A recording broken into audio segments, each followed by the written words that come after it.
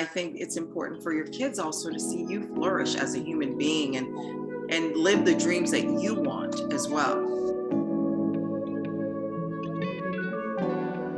Let's start by talking about your book. So Love Me As I Am is your memoir that's coming out.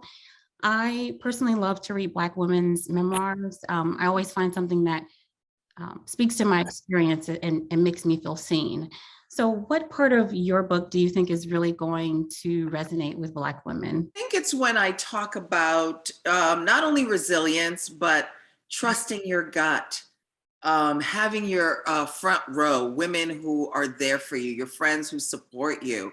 I think those things will resonate. And also, like I said, really trust, forgiveness, all those things I feel like we can all learn from or benefit from. I'm also a huge Real Housewives fan. So if we pivot for 1 second, kind of watching you be the first and the only Black housewife on Beverly Hills, it's been interesting, right? No way.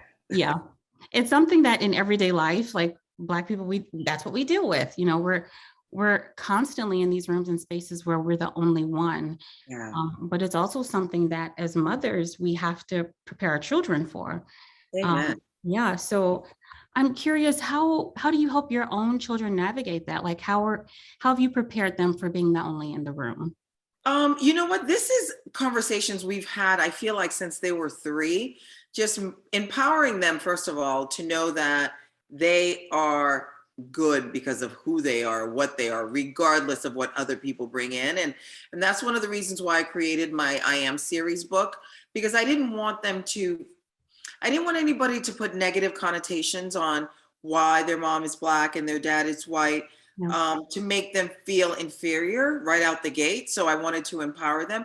But it's conversations about knowing who you are and reaffirming that and not letting other people steal your joy. And I think we can all benefit from that. But we talk about that. And that's what was interesting on Housewives, when we talked about we don't have the privilege of not arming our kids with how the world will treat us. Right. That's something that we have to talk about. Yeah, exactly. That's an ongoing talk for us. Absolutely. Yeah, I was really happy to see that on the show too. Also on the show, we see you going through some of the very same, like very relatable single mom things like dating. So how is dating going? It's going. I mean, my plate is full. There's a lot going on, and I don't want to settle, and I don't want to fall into. I feel like women are pressured so many times to. You're not in a relationship, you must not be happy. You're not in a relationship, you must not be fulfilled. Or you don't have any children. What are you doing with your life? It's like there's so much of pressure on us on an everyday basis. And for me, I want to take my time. I feel like I've been blessed in so many ways that I feel like my soulmate will come when it's time.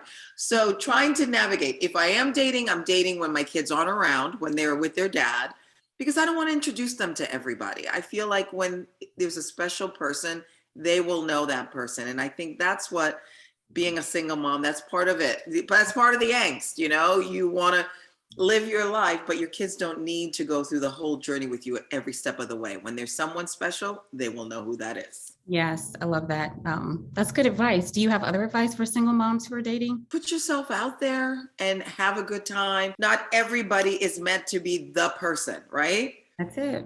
And I think so many times, and I've fallen into that trap. Listen, I'm also speaking to myself. Like the next person doesn't have to be the person. Right. Right? You can have fun. And as long as you're comfortable and you're having fun and you set boundaries. Yeah. Back to your book. Your family came from Haiti to Boston when you were a young teen. I was 7. You were 7. Okay. Yeah. Wow. I was 7. I had never seen snow. It was the dead of winter. I didn't speak English. I thought my mother snapped and I thought, what is going on? Where are we?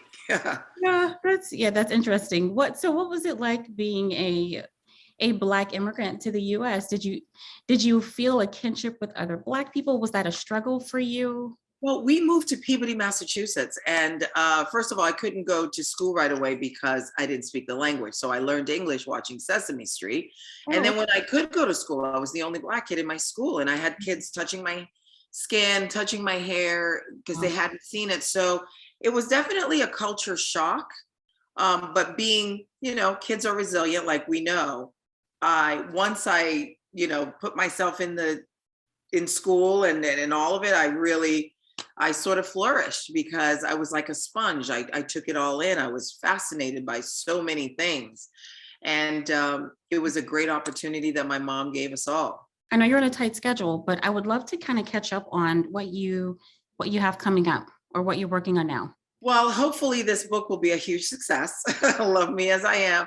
But I just signed a development deal with NBC, so I'm developing things. And there's other things that I can't announce just yet, but there's some fun things. I like to mix it up if you hadn't noticed. And I think it's also good for my kids to see that I'm doing something, that I'm doing things. Even this morning I was driving my son to school and I said to him, I have a dinner to go to tonight. And he goes, Mom, it's okay. We know you're doing big things. And I looked over at him like, who are you? But I think it's also affirming that just because I'm a mom doesn't mean that I can't do other things, and I think it's important for your kids also to see you flourish as a human being and live the dreams that you want as well.